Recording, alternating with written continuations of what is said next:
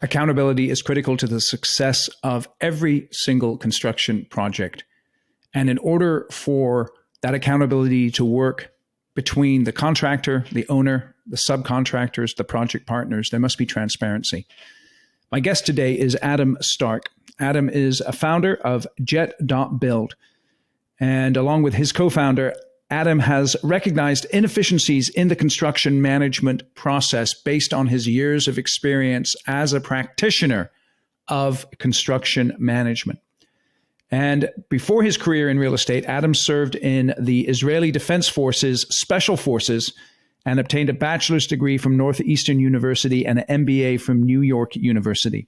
I mention that because in our discussion today, we begin with an overview of this idea of accountability and how it has to be driven and committed to by all players in a construction project.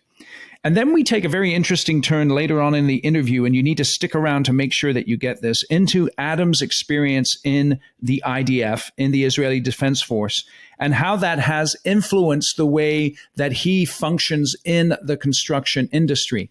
We talk about learning accountability in extreme circumstances, the skills of communication across teams that he learned in the IDF, as well as the importance of structure. We talk about what does and what doesn't translate into the construction field from his experience in the Special Forces.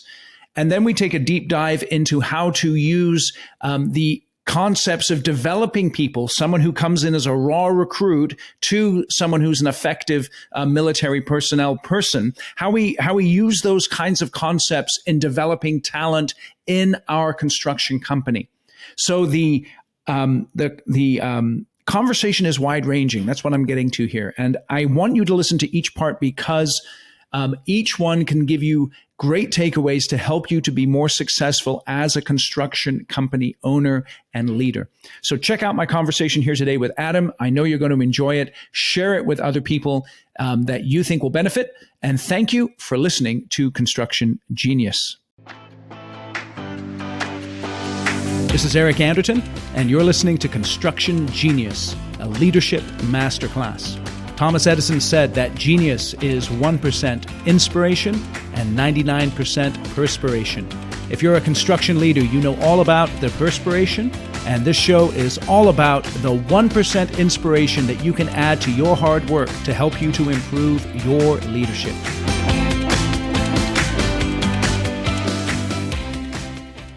Adam, welcome to Construction Genius. Eric, thanks so much for having me. It's great to be here. It's a pleasure. It's so interesting. I was just having a conversation with a large general contractor, and they were asking me to really dive into the need to create a sense of momentum in their projects and how a lot of the project managers are struggling with that at the moment. And we began to talk about accountability. And I know that's a topic that you're very passionate about. And so I'd like to dive into that today, the link between accountability and successful construction projects. So in your mind, what is a good definition for accountability? Totally. This is a great topic. And, actually, this is the thesis of why we created Jet.Build. So for me, the definition of accountability will be transparency first and foremost across all project stakeholders. So what that means is the ability to quickly look and understand who is responsible for what across the project. Okay, so transparency and accountability are linked together. That can be a challenge many times because it immediately makes me think of conversations I've had with contractors where, we're making sausage over here, and we don't necessarily want the client to see exactly how we're making the sausage. We just want to present them with the sausage. So totally. How does someone navigate that kind of tension there? Yeah, that's a great question. There's certainly nuances as it relates to what kind of access or exposure you want different teams to have. So there's a fine line in terms of what the, let's say, owner should be seeing, the design team should be seeing, and the contracting team should be seeing. So in a simplistic way of controlling that environment and allowing for everybody to dive into their micro responsibilities is access control, right? Technology. That would be my means of answering that in a simple way. Okay. And so it's interesting, though, because you immediately linked accountability with transparency, and I wasn't anticipating you going that way. And so tell me a little bit more about why is transparency in construction so vital? Absolutely. So as we all know, there are multiple companies involved in a construction project, right? So the necessity for collaboration needs to happen. And that means everything from, material logistics coming in from external companies that have no involvement on the job site, to contracting teams all coming from different companies, to design teams working from their offices, builders from their offices, and I could keep going and going there, where there's job site necessity for collaboration, off-site necessity for collaboration, and for all of these components to combine. And in that area of combining accountability, combining responsibilities, if transparency exists, then everybody knows who to reference when needed. Everyone knows who to look to when project is being bottlenecked, or if next steps need to occur. So the transparency across the companies is relevant when needing to understand how it's impacting what you're doing, and vice versa.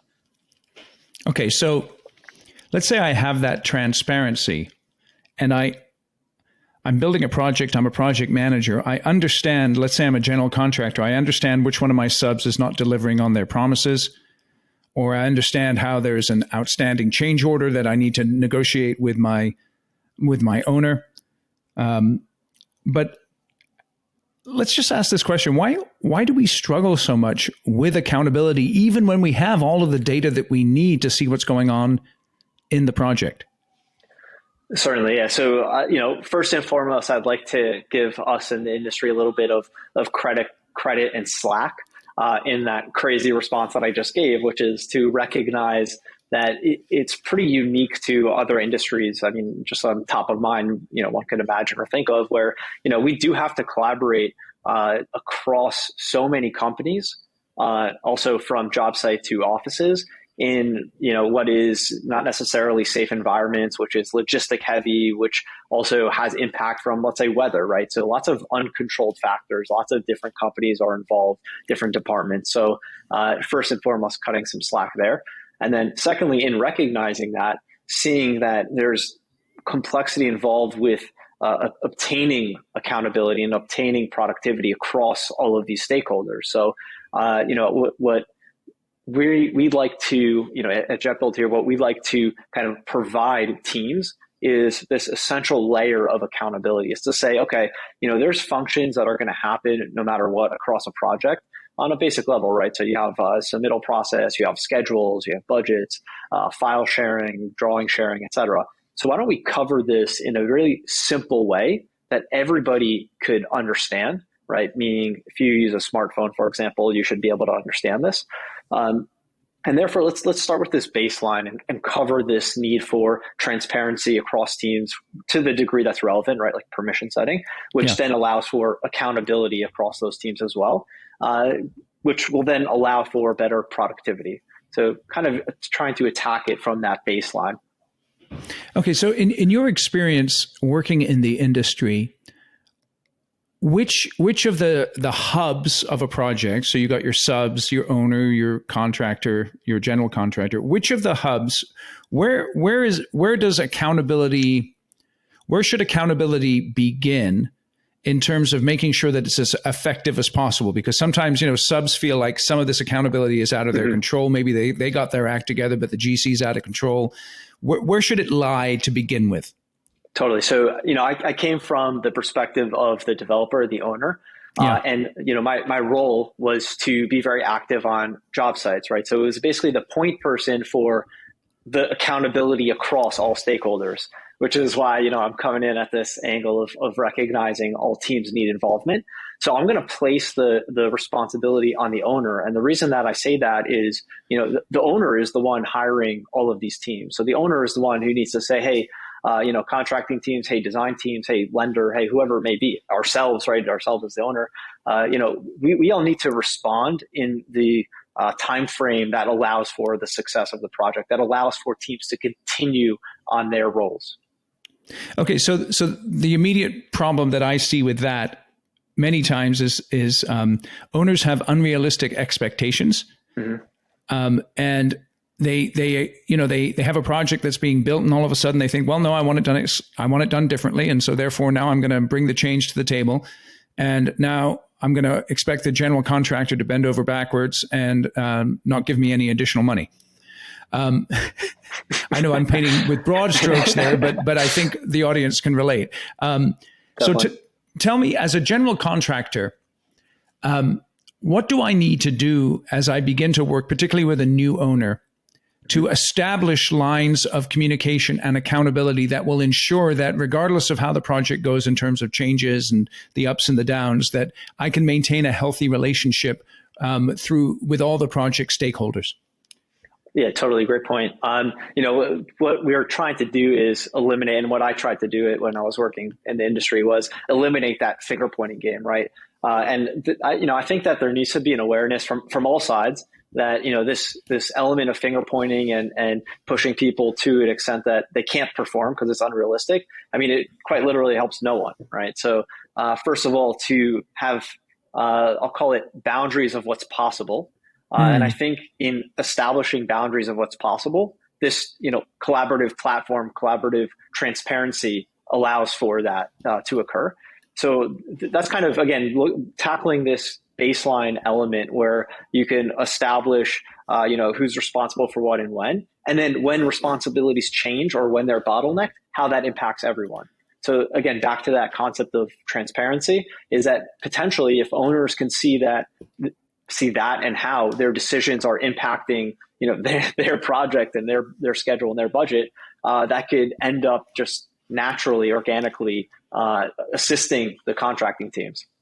Well, tell me a little bit more about what you mean by the boundaries of what's possible. Sure. So in terms of if, for example, a developer has the ability to see logistics behind it, doesn't have to be to a micro level, it could be even macro, right? Just macro scheduling, for example, macro proposals of budgets. So if they can understand and see how their decisions will, in a, I'll call it proactive manner, affect downstream of the project, then that will cause hesitation on their, decisions that may be unachievable for, any realm of realistic reality. So what I mean by that, for example, is if there is this level of transparency, then a contractor, for example, could, combine or have support from design teams because they're also going to be impacted, reflect what a change would look like as it relates to a schedule and budget, and then allow for a developer to make that decision thereafter. What kind of rhythm do you think a project reporting rhythm and meeting rhythm should a project be in order to ensure that this level of transparency, accountability, and communication is maintained? Sure. So, it actually surprises me whenever I have a discussion with a developer who is what I call this very hands-off type developer, and they kind of don't have context of what's going on their job sites aside for maybe a monthly report. So I would say that that's not great. I'm used to the perspective of being literally every single day on a job site and having that understanding so that these issues or these friction points don't occur, right? So that reactions and decisions could be made from understanding what's happening in reality and how performance is being achieved. So I would suggest at a minimum twice a week to understand the nuances of what's happening on a project. Okay, so twice a week. And would you recommend that's in person, or are we doing a combination of in-person and Zoom? What's up with that? I definitely think in person is better. I mean, we're a very much a relationship-based industry. We're talking about manual work. So I think it's really important to show face, as we call it, as the saying goes. With that said, there is obviously times when builders are doing projects in different states, and maybe that's not accessible for that individual, the literal owner. So I would suggest in those cases, hire a representative for you who's going to be there more frequently. So I definitely think on-site is super important, at a minimum twice a week, if not more. So in your experience in your career, you started in, just give us like the 30-second synopsis of your career, because I think this will help us with the questions I want to ask here real quick. Yeah, absolutely. So I started off kind of as a project manager, owner's rep for a developer in New York City, role being, to be on job sites every day and ensure that, accountability exists across all of the company stakeholders, all of the project stakeholders. I was doing that for about 7 years and, came to responsibilities of managing projects in its entirety. Everything from, bringing on contracting teams and design teams to reporting to lenders. So very much that point person to really what we're talking about, right? Understand how this ecosystem of process of operations work and how project success occurs. Okay. So give me more of the developer owner's perspective. Where do general contractors drop the ball the most? Great question. I would suggest that occurs when a developer is not, based on what we just said, right, is not showing up on site enough to understand what's happening and shift dynamic accordingly. So dropping the ball could be things from, not having collaborative scheduling for their subs occur in a effective way. If logistic issues happen, which are not always a contractor's fault, but the developer, if they're not on site every day, they're not seeing that and understanding that, and that obviously then creates a domino effect of just madness, right? So I think the ball that gets dropped is scheduling piece. Beyond scheduling, I would say that it's out of control, which is logistics. And coming from New York City, the logistics element was something that very frequently happened. It's really interesting there. So let's say I'm a general contractor. I've contracted with an owner who is a little bit hands off and yet demanding. So they do the swoop in. They swoop in. And then they swoop out, and they just swooped, and I'm like, okay, great. So this changes everything. Right. I think my first piece of advice is don't work with those types of folks. But let's say I am working with them and I have a contract and therefore I'm committed. What steps can I immediately take as a contractor to begin to try and modify the behavior of the owner? Definitely. What I would suggest is, again, kind of this thesis, not to be annoying here, but this thesis of Jet.Build, right, is so you have a platform that is allowing the developer the opportunity to have insight into what's happening, but then also allowing for the contractor to report to the developer in a simplistic manner. So if you have a central product, a central software that assists you in all of your collaborative and operation aspects, it also will, provide very clean and simple data to then report to the developer to kind of bridge that gap that might exist. Okay. So in your experience, what are the one or two things that general contractors don't say to owners and developers that they need to say? I think realities. I think you should not be afraid to speak a reality, meaning don't say yes to everything if it can't be accomplished. I think that puts you in a hole down the line for that project and then also for future.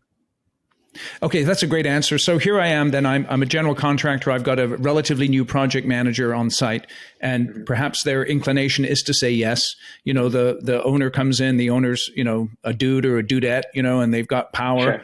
And, I'm just going, yes, yes, yes. How can I train my project managers when to say no and to say it in such a way that they don't alienate the relationship with the owner? Great question. And it's actually quite simple. The answer is always, if you're not sure, say, yeah, you know what, I'm not sure. I'm going to check and I'll get back to you same day, right? If you have pressure in terms of, timing and need to respond, say, I'll get back to you later today. Yeah, that's great. That's great. So create that buffer so that they can consult back with their leaders and make sure that they're all on the same page with the answer. For sure. Okay, so let's go even a layer deeper. I have in my mind a subcontractor, a friend of mine, or a company that I've worked with for almost 2 decades now, and they have this phrase in their head: "We run the job." Mm-hmm. Okay. We run the job, and they're a framing contractor, right? So the reality is that, they've got a whole bunch of other stuff going on around them, but they view it as I'm going to work with the general contractor. I'm going to let them know what my scope is and how that's going to fit in with the overall execution of the project, and where I'm coming in, and I'm going to do my very best to even negotiate with the other subs so that we get to get our stuff in a way that makes money for us, but then also benefits the project. So let's say I'm a sub then, and I'm looking up at the GC or looking at the GC, and the GC doesn't have their act together. The owner's kind of out of control. As a sub, what do I do then? Well, I mean, that's a really, really tough situation. I think in that scenario, so I'll say two things. One is, if you're working with a very difficult owner, then, I mean, you're in a tough spot, right? Because that would probably mean the owner is not really active on the job site, doesn't actually see what's happening, and will just point fingers. Yeah. If you happen to be working with a developer who is hands-on and who is supportive and of their own project, right, thus being supportive of everyone, then I would say it's very, very likely that the developer recognizes that. I don't know if the right thing to do would be go directly to the developer, but it would be strange to me if the developer wasn't aware and adjusting however they can accordingly. And what I mean by that is, if I were in the developer shoes and I saw that scenario, meaning I see my subs performing, but my GC being a bottleneck, then, I would quite frankly take matters in my own hands as much as I could, as much as contract allows, or as much as communication that I have directly to the subs. And I would try to circumvent the GC as much as possible, to be honest. Interesting. That's interesting, huh? So establishing the relationship with the owner directly and allowing that to influence the project. Totally. I mean, in this ideal world, right, like we talked about a few minutes ago, is the owner is on site, right? So if the owner is on site, you as a sub have opportunity to meet the owner, and you really should. And just naturally so, the owner being on site, you performing, I mean, that will become very, very obvious. Yeah, it's interesting. I have a scenario in my mind where, contractors, we're recording this in 2023. And so, COVID's over. And contractors weren't really impacted by it in terms of their ability to go and work, but perhaps they're working with owners, with architects, with engineers who are still in this either a hybrid environment or in a remote environment. And so they're reluctant to come onto the job site, or they're just not used to coming on the job site. And there's this friction that can't be overcome. Do you have any tips or insights into how a in-person on-site team works with that remote team? Hey, this is Eric. Hope you're enjoying my interview with Adam. I know that I am. Quick commercial break. And we are sponsored today by my book. Construction Genius. This is a great book. Let me tell you what one contractor did with this. He purchased 10 or 15 copies for his leadership team. They have a book club. And they read 4 chapters a month. 4 chapters a month. That's what they did. And so they got through the book in 3 months because it's got 12 chapters in it. And then they had a book club where they discussed the book and the applications that they got from the book. And that really helped them to lock down the learning that's in it. And the great thing about this book is that it is hands-on, practical, simple, and no BS. In other words, when you read it, you're not going to have to wonder what I'm talking about. You're going to get it right away. And it's going to help you to be a better leader. It's going to help you to be more effective in sales and marketing. It's going to help you to be more effective in your strategic planning. So what you need to do is go out to Amazon and buy the book. And you need to purchase it for yourself and for the leaders in your organization. And then take the example of this general contractor and start a book club. Read the book together as a team, discuss how you're going to use and apply it. And I promise you that it will have a tremendous positive impact on you and your organization. Now let's get back to the interview with Adam.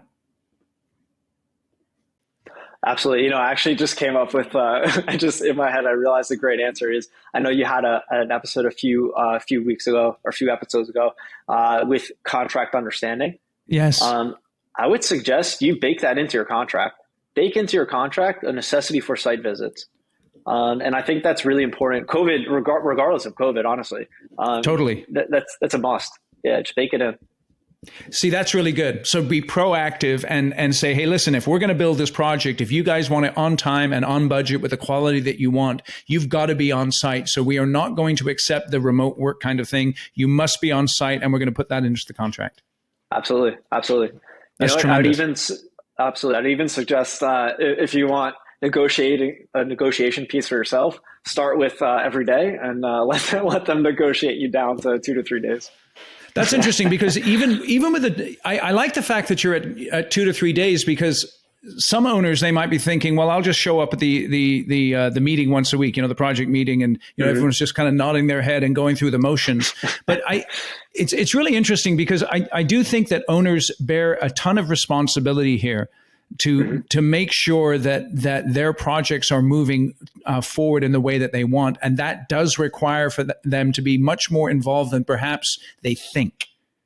100%. I actually just wow, I'm frustrated that I'm blanking on the source of this, but I just recognized. I'll see if I can remember the source. But I just realized several articles relatively recent, in the past year, and I think even more recent, reflecting exactly what you just said in terms of, project success when an owner is more involved versus less involved, project success when an owner is taking leadership roles, et cetera. I'll try to find that and send it to you. No, that's great. I appreciate that. I want to take a little personal pivot here. I know before you started your career in real estate, you served in the IDF. Is that the Israeli Defense Force? Correct. Correct. Tell the audience a little bit about that, because you were in the Special Forces. Is that right? Correct. Can you speak to that at all in terms of how that's informed your experience in construction and how you found that useful? Absolutely. My co-founder also actually was in Airborne. So I was in a Special Forces unit within Airborne. The co-founder was in the brigades of Airborne, so paratroopers. So we served at the same time in the same brigade, same division. He was in the brigades. I was in Special Forces. Anyways, beyond that, in terms of military translation into business, I'd love to join efforts or just say this gospel per se of, that should very much be considered as experience. And that goes for quite literally any type of business, any type of role. And the reason I say that is just on a very macro scale. What it does for you is a bevy of things. One is it teaches you how to be structured, how to be accountable for yourself.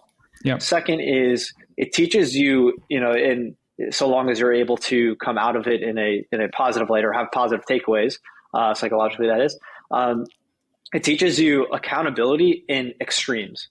And what that means is, for me, I know what I recognized when I ended up, in real estate development on construction job sites is that when, issues were occurring all the time, because naturally they happen, it's less stressful because what you're used to is way more extreme than that. So that kind of scenario could occur in any industry where a stressful scenario happens in the office space.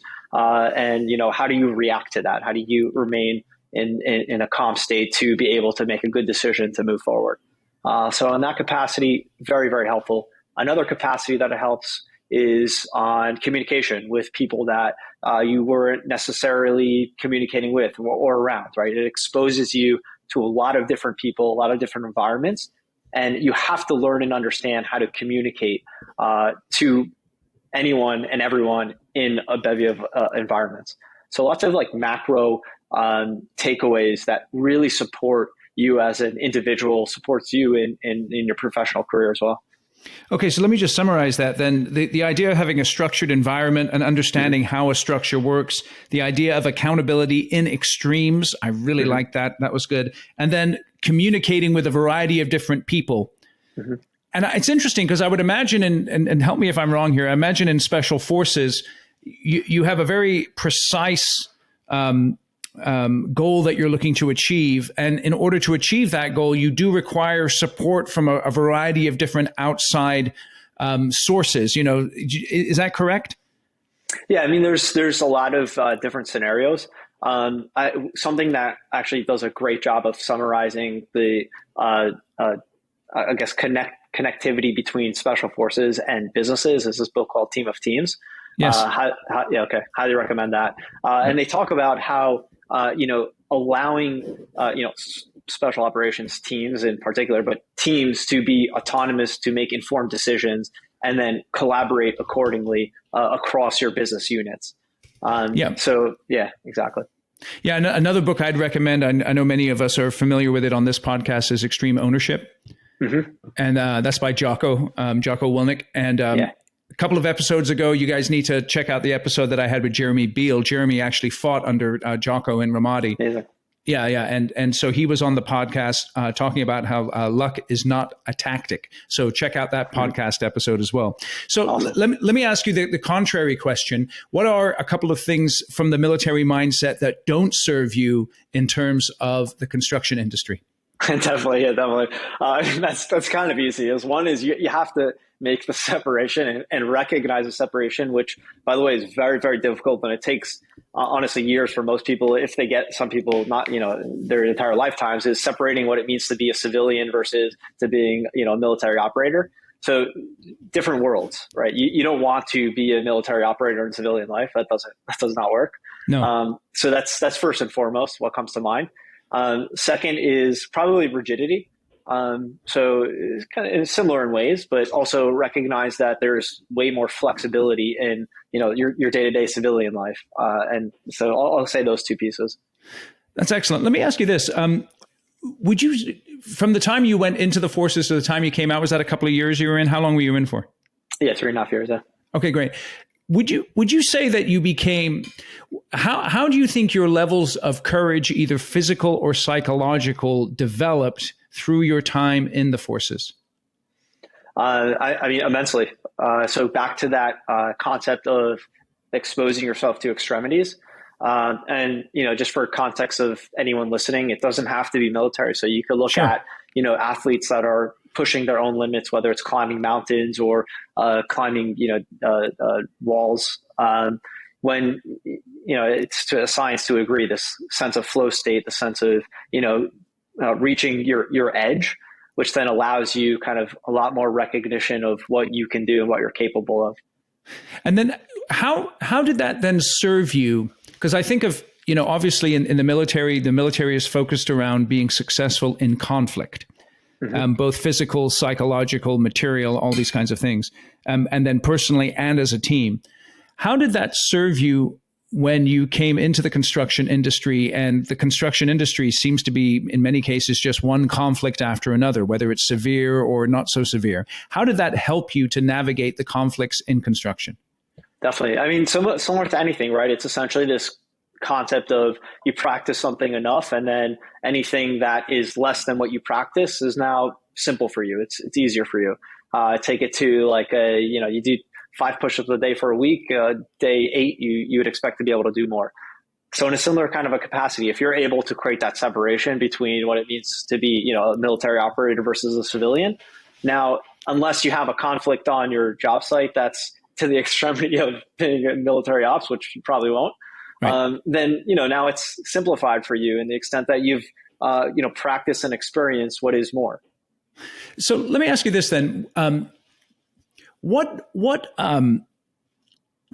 Okay, so you join as a new military person, and obviously you don't know nothing. I'm assuming you weren't like someone who was brought up with a military mindset. You went into the IDF because that was your duty to your country. Mm-hmm. Am I correct there? Correct. Okay, so you come in and you're just a dude, right? And then they develop you over time. Okay, so let's paint this picture then.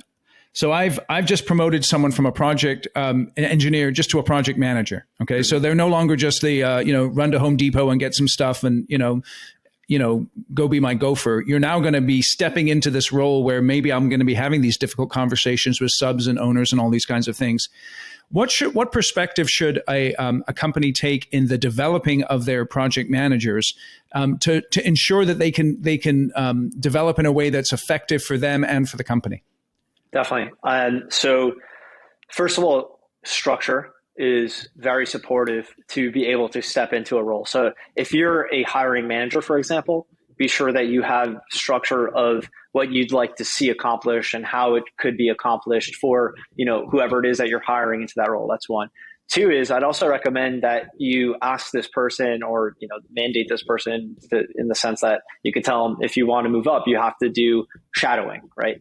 So if you have that person shadow you for, that's up to you, that time frame in terms of how complex you think it is or isn't. And then gradually you could essentially delegate responsibilities to that person over that amount of time. Okay, give me more on the shadowing. I think it's a very vital concept. I think it's something that people miss. Tell me more about that. Yeah, absolutely. So, I'll speak to my perspective, I guess, coming from the developer side. So if I had hired someone to come work on my team, probably up front it would be to say, hey, I need you to tackle XYZ, training, et cetera, or whatever. They're tackling that in their environment typically, right? Now, if I'm expecting that person or wanting that person, or they're showing a desire to move up in the chain of command per se, then I would ask them to, hey, join me in this meeting tomorrow. Write down your takeaways, and then I'd kind of run through that with them. I could even suggest what they should look for. I mean, there's lots of ways you could continue digging in, but it's basically just allowing that person the opportunity to gain exposure to what you're doing. Yeah, it's fundamental. It's fundamental. And everyone should be practicing this type of strategy to help develop your people. That's excellent. So tell me a little bit more about Jet.Build. Absolutely. So coming from that space, being that point person, as I like to call it, and by the way, crazy enough, my co-founder has almost literally the exact same story in terms of, military, in terms of how he started his professional career. And that's how we, came to building Jet.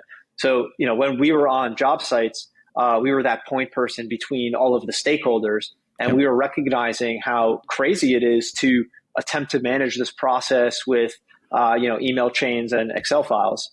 People working in siloed environments, lots of manual entries, difficulty to understand accountability, no transparency across teams. All of these just madness issues and bad operations, I'll call it. So we went to the market to try to understand what existed.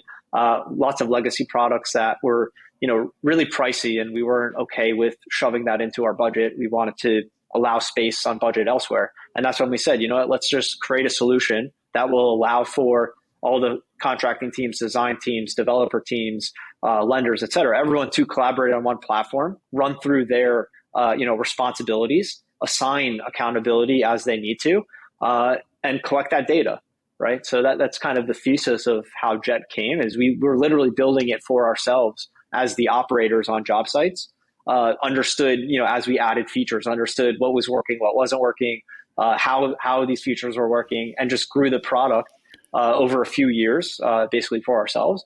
Once we had a complete product after a beta phase, after a handful of design clients, we released it to the market, and then Jet to the market, and then more recently raised a round of capital with Shadow Partners, really awesome VC focused in real estate tech, technical guys as well, technical team. So highly recommend that you check them out.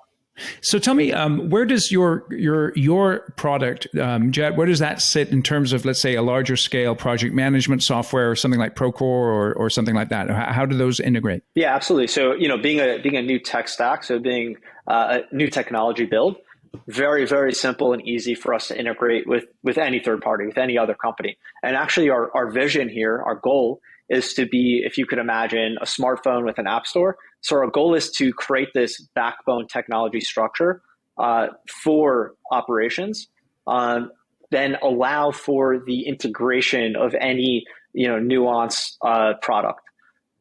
So in terms of ability to integrate with any legacy product that exists, we're very capable and happy to do so. Another question would be is if you even need that legacy product, if it's a broad project management tool. You might not. Jet might be able to cover your needs entirely. Excellent. So tell us how we can get in touch with you guys. Absolutely. So our website, Jet.Build. So not Jet.com, right? No.com. .build is our domain. Yep. And you'll see a contact form there. My email is adam@jet.build. You can find me on LinkedIn as well, active there. Lots of ways to connect. LinkedIn, our website itself, or just directly via email. Beautiful, beautiful. So we'll have all those links in the show notes. Appreciate you sharing those. Adam, quick question. I know you're in New York City. Are you in New York City itself? Correct. Okay, so I'm coming to New York City sometime, and I'm in the city, and I've got to go to one restaurant. And let's say I don't want to kill my budget, but so I'm not looking for like $1,000, $2,000 tab. I'm looking for, I'm all right with a couple hundred. Where am I going to go for dinner? Oh, well, great question. Are you with a group?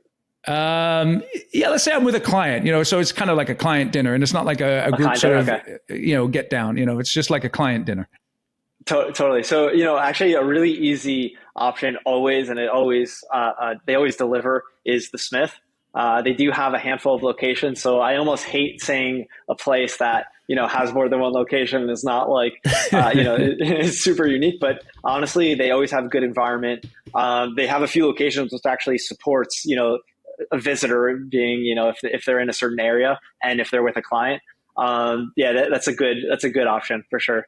That's beautiful. I appreciate you giving us that option and being brave enough to give one with multiple locations. But I got the Smith Restaurant website. I'm going to put that in the show notes. And so folks, if they're in New York City, they can go check that out. Awesome. Adam, thank you so much for your time. I appreciate your insights. I really enjoyed this conversation. Likewise, Eric. Thanks so much for having me.